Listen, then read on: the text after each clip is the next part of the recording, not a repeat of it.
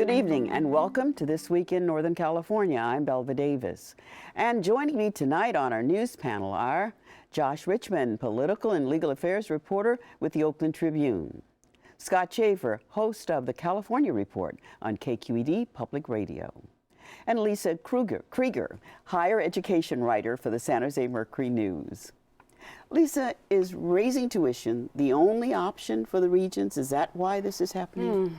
Financing higher education is shockingly simple. You either get the money from the state or you get it from the students. If it's not coming from the state, they're hitting up the students. Now, the other side of the balance sheet, of course, is expenses. And they're saying this week's crisis, unlike every crisis in previous weeks, in previous years, they're saying they would like to increase the salaries of professors and staff. And they'd also like to increase the contribution to the pension fund, which they need to because it's struggling like a lot. So they need a 6% increase in revenue just to break even. So that's a lot of what was going on this week. But to get back to your question as to where else do you get the money, you can get out-of-state students. You can get international students. They pay $23,000 more, and that subsidizes the California students. You can raise taxes, and there's a poll this week that suggests people might be willing to do that. These are our future doctors, our future lawyers. I don't know about you, but I would like someone to write my will and care for me, and our future engineers and tech. And of course, there are other strategies as well, trying to increase efficiencies and reducing costs if you can. When you talk about bringing people in from outside, out of state, does that squeeze? I mean, is it, there's only so many students that the schools can accommodate. They say they can still accommodate all the eligible California students and bring students in from elsewhere. In fact, it's interesting, they're arguing this week that the more out-of-state students you bring in, the actual more support you can offer in-state. So you can offer more class sizes and more sections. So they're actually having empty seats for the first time in years because they have some revenue coming in from these out-of-state students. It's controversial. Lisa, Darrell Steinberg, the state Senate President pro tem, issued a pretty terse kind of statement, sent out a letter saying, we shielded you. We tried to limit the impact in the budget, and you're doing this anyway, and we don't approve. What of that? Interesting. So there was more money, but it only filled about 50% of their losses over 2 years. So yes, there was money, but there wasn't enough to make up what's been a real slide in state support. The state's been an unwilling or undependable partner, and the question is, as we move forward, if the state is increasingly reluctant to support higher education, where do we go with this? There may not be a bright light at the tunnel anytime soon, given the structural problems of the state. And so how do we address what could be an ongoing issue? Are raises at this point really important to the survival of the university? UC Berkeley Chancellor Bergeneau said yes. He feels as though our faculty are our fabulous faculty are being rated by other institutions. And he said this week 110 Berkeley faculty had received offers from elite East Coast private institutions. We don't want to lose them. So in a competitive marketplace, salaries matter. To those of us who haven't had a raise for a while, I think it's startling to hear. The pension obligation is a big deal too. It's underwater and will be unless unless the universities pay more into it. I know a lot of students were frustrated that there wasn't more talk during the governor's race about higher education. Is there any indication from Jerry Brown what he has in mind? And he's talked about going to the voters for a tax increase. Might this be a separate ballot measure? Perhaps. That's a good question as to what vehicle he would choose. He does seem to care about the issue. That's a good thing. Some of his proposals, we'll see. He's discussed increasing transfer rates from the community colleges. You do more of your educating at the community college level, less, and save those seats for the upper level UCs. He's talked about moving more money from the prisons into higher education. But unless you change 3 strikes or do you start decriminalizing drugs, that's going to be tough to do. So he's come up with some interesting ideas. The question will be how there's a new commission for the future of UC, and each of these will be looked at very carefully. What about auditing UC's expenditures? I mean, has there been an attempt to see if there is this normal cry during elections, waste in the system? There certainly may be. They've done actually a lot of belt tightening. There may be more to come. they're $1 billion in the hole right now. So you don't dig out of that hole finding waste here and there. And there have been some reductions of middle management. It could be that they'll ask employees to retire later. Could be they'll ask employees to contribute more to their pensions. That was very much the subject of this week's conversation. They're open to all kinds of ideas. So students protesting really have nowhere to go except to protest. Correct. Certainly they could go to Sacramento and their voices need to be heard. They've been trying, but there is the perception they're being pickpocketed. They're the easy place to go when the money's not coming from anywhere else. Their frustration is one can clearly understand. Scott, you mentioned just a few minutes ago the election and how, or whether you did, Lisa, why there wasn't a lot more talk about this during the elections. Well, those elections are still just winding up. So let's get this week's read on where the election results are now. Well, the one big undecided race is the Attorney General's race, Belva, which on election night, Steve Cooley, the Republican DA from Los Angeles, was ahead. They both declared victory. And as the count has gone on, there were about 2 million ballots uncounted on election night. So they've been slowly getting those ballots counted.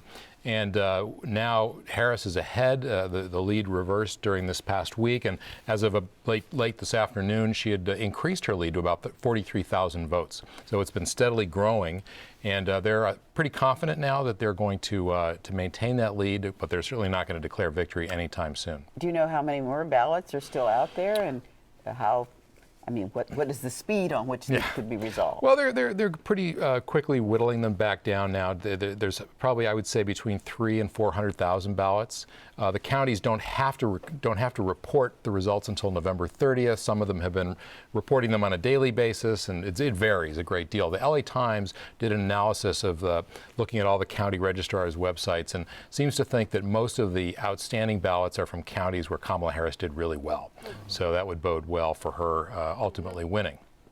And locally, they're through counting finally in San Francisco. Finally done counting. There were some outstanding district supervisorial races. In District 2, Mark Farrell edged out Janet Riley, who was kind of the favorite of the Democratic establishment. Farrell a little bit more conservative. And then in Potrero Hill, District 10, Bayview, Potrero Hill, Viz Valley, Malia Cohen, after about 20 or more rounds of ranked choice voting, snuck in, even though she didn't get very many first place votes at all, and that sort of fuels some of the controversy around ranked choice voting. But all this is related because if Kamala Harris wins, she will leave as district attorney. Who gets to appoint her replacement? The mayor. But who is the mayor going to be, and when does she resign? Does she resign the same day that Gavin Newsom resigns to become lieutenant governor? And if so, then who replaces her? Or could her replacement be part of a deal to line up enough votes to get one person or another the 6 votes they need at the Board of Soups? Uncomplicated in San Francisco. It is so complicated. I mean, you really see how does Newsom feel about this? How is he playing?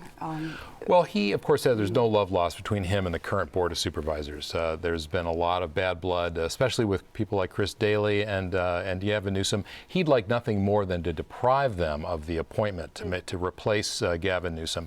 But he's got a problem because he's supposed to step down and become lieutenant governor January 3rd. The new board doesn't take office until the 8th. So there's a gap there of 4 or 5 days. There's been some talk of maybe he would wait until January 8th and then step down so the new board can get to vote. But that creates other problems. They're not quite sure. Would that leave a vacancy in the lieutenant governor's office? And there was even discussion that perhaps that would require a confirmation because it would suddenly it would become like an appointment rather than an election. Because we haven't spent enough time trying to confirm a lieutenant governor in the last couple of years. But there's so many moving pieces to this. And does the board president have any opinion, or what's his He is a role key player because if no one gets 6 votes to become interim mayor, then it's as default he becomes, David Chu, the board president, becomes the mayor, the interim mayor, until the board can get somebody else with 6 votes. So they essentially have to fire him.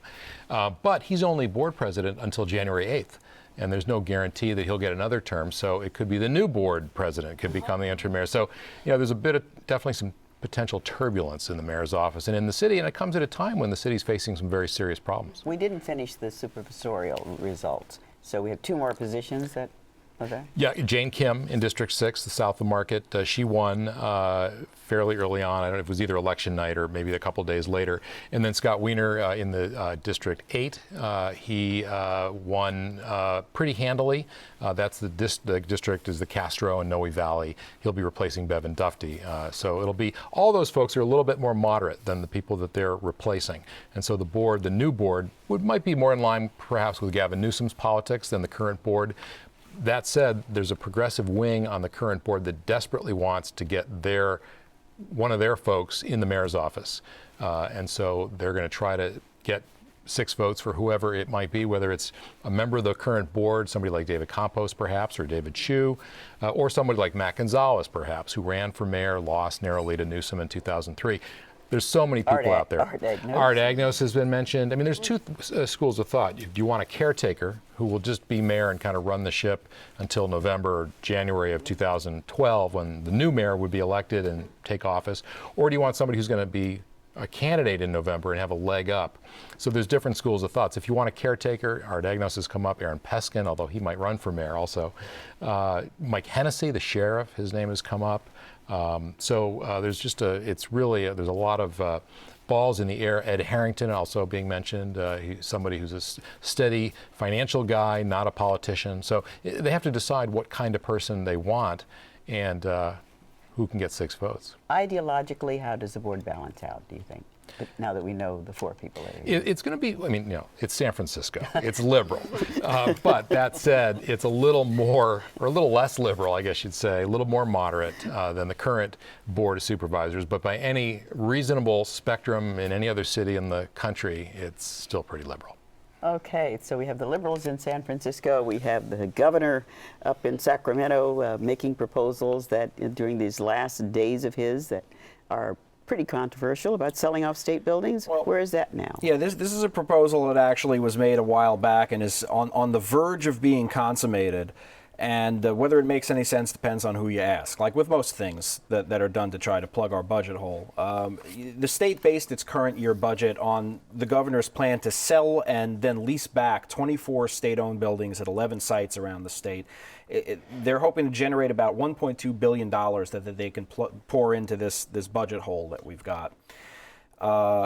So the State Public Works Board on Monday voted to do what it has to do to retire the debt on those buildings, to free them up for sale. They're in escrow. It's supposed to close next month. On Tuesday, 2 former building authority appointees file a lawsuit to try to block this sale because they say that a lot of these buildings contain court facilities and they never ran this by the Judicial Council for permission.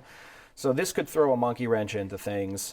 If the sale doesn't go through at all, we have that blows a $1.2 billion hole in the current budget. If it does go through and we get that money, we still have a $6.1 billion hole in the budget for other reasons. So it's not like, we're out of the woods either way. But there's been a lot of controversy about this plan all along. People like Treasurer Bill Lockyer and Controller John Chung have been saying it makes no sense to do this because what you're basically doing, according to the Legislative Analyst's Office, is that you're taking a 10% interest rate loan over 35 years that's going to cost the taxpayers $1.4 billion over time in order to get $1.2 billion now in immediate cash for your budget crisis. And they're saying these are going to be paid off in a couple of years if we just keep them. So why don't we just keep them? It's a sign for how desperate the state is for cash. Absolutely. That they're willing to trade that off absolutely the future. Desperate for any penny they can scrape up without having to go to the legislature or the people to raise revenues in some other way. Well, I was going to say there's not much of a constituency for courthouses, whereas if you're looking at cutting education, cutting health care, programs for kids, I mean, there are real constituencies for those things. So they probably see it as being relatively easy. There are some indirect constituencies because we'd still be leasing back the buildings, but we wouldn't be maintaining them, which means perhaps getting rid of some of the public employees who have worked on maintaining and keeping these buildings up. I'm sure that probably has something to do with some people's desire to keep these in the state's hands, officially. But it's another sign of this very, very short-sighted. Let's get through this year and make the sheet balance if we possibly can, and we'll worry about 10, 20, 30 years out in 10, 20, or 30 years. Has the governor openly advocated for this? Oh, yeah. Yeah, no, I mean, this comes out of his administration. He thinks it's a great plan. The question is, what does Jerry Brown think of it? Because if indeed they can't close on this next month, if it gets pushed over into the new year, it gets pushed into his administration. And we're not really sure, he's in the midst right now in doing his gubernatorial transition of trying to figure out what he's going to propose right after he's sworn in terms of closing the current year budget gap and moving forward with subsequent budget gaps. And it's not at all clear that he's on board with this. So if closing escrow is delayed, then it'd be in his lap. It could conceivably be something that he can then try to throw a monkey wrench into and call off. And there is a partnership waiting in the wings to buy these buildings, and they certainly would like to go through with it. So if it gets sold, could the owner sell the naming rights? I mean, we can have like the Facebook courthouse, or I don't think that's part of the plan necessarily. We may be losing property. We won't necessarily be losing that much dignity while we're doing it. But the buildings we're talking about in San Francisco are the PUC. Oh, the PUC building, the building over in Civic Center. The L.U. Harris building over in Oakland. There's a building in Santa Rosa, a whole slew of buildings in Sacramento and Los Angeles. These are prominent properties for sure. But I think the Supreme Court is located in one of those Yes, buildings. it certainly is. Yeah. Hence the interest in having the Judicial Council have some sort of say in whether this should happen or not. And who are the purchasers? The purchasers are a partnership called California First LLC, which is basically a Texas real estate firm and an Irvine-based private equity firm in partnership. They're actually buying it for about $2.3 billion, but $1 billion of that goes to retire the debt on the buildings, and the rest is supposed to be left over for the budget. Okay, we'll see where that one goes. It's still alive for just a little while longer. Well, my thanks to all of you for joining us here tonight. Thank you. Yeah.